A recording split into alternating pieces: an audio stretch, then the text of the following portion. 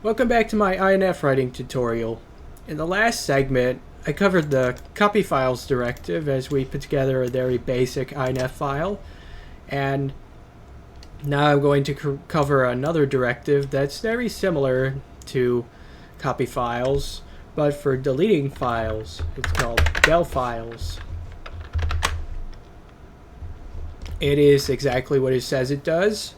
It will delete all the files mentioned in this section, line by line. So if we go ahead and install, perhaps I'd want to illustrate better by having this point to the desktop. And now the files are gone. So let's go ahead and restore them.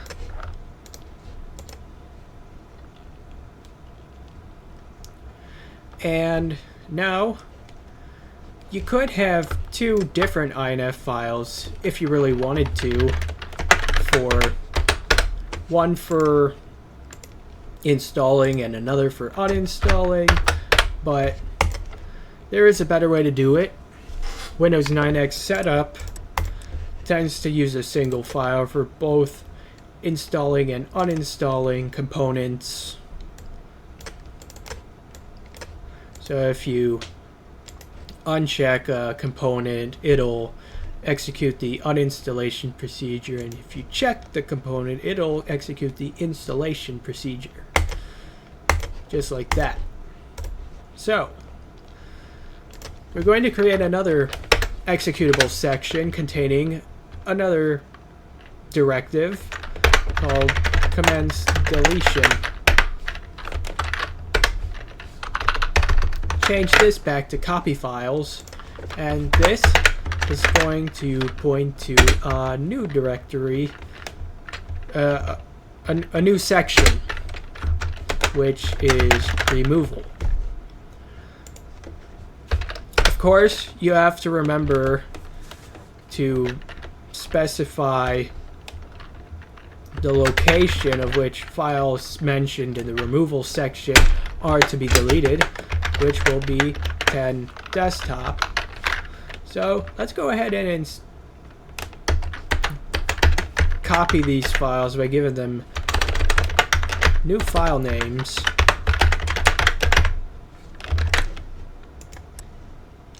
And we can go ahead and install, and we now have 1 and 2. Now, if we want to go ahead and remove these files, would mention them by name here,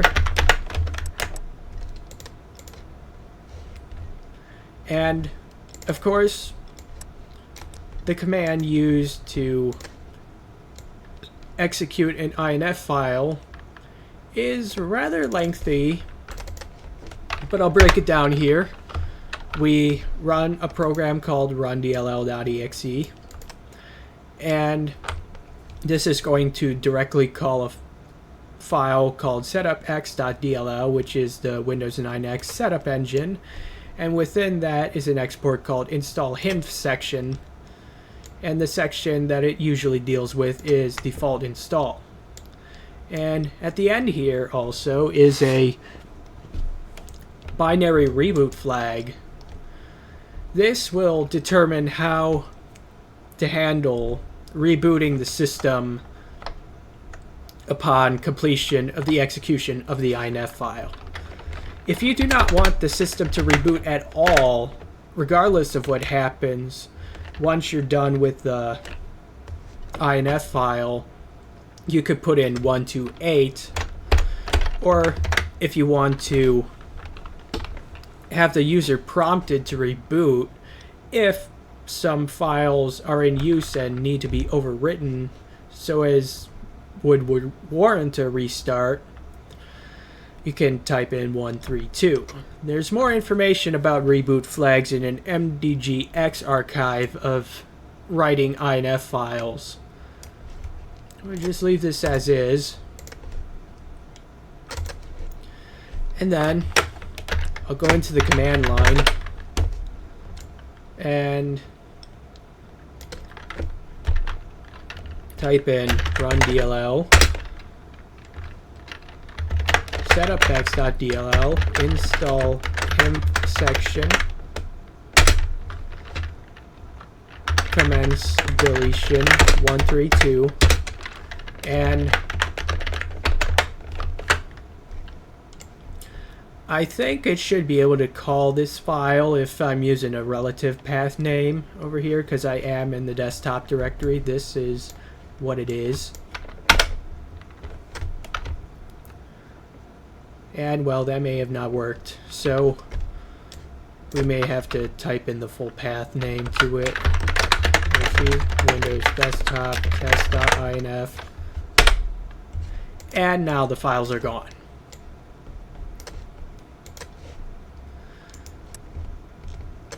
You could go ahead and install these back. You can also have a directive called multiple sections. So such multiple sections are separated by commas. So you could do removal comma deletion, and we'll split these up, create a new section called deletion, which tells it to delete 2.txt. To make my life a little bit easier, I'm going to create a shortcut here with the command line run dll.exe, setupx.dll, install inf section, commence deletion 132, the Windows desktop test.inf, and delete everything will be the name of the shortcut. Definitely not ominous looking at all. So let's go ahead and run that. Now, we did forget to add a destination dirs line here, so we'll go ahead and add that now. Save that, restore the files, and then execute this shortcut. And now both of our files that we copied from these sources are gone. And we can go ahead and restore these. So hopefully you're getting a grip on being able to edit INF files. In upcoming segments, we'll cover manipulating the registry, other INI files, as well as autoexec.bat and configured.sys. So thank you very much for your time. I'll see you in the next one.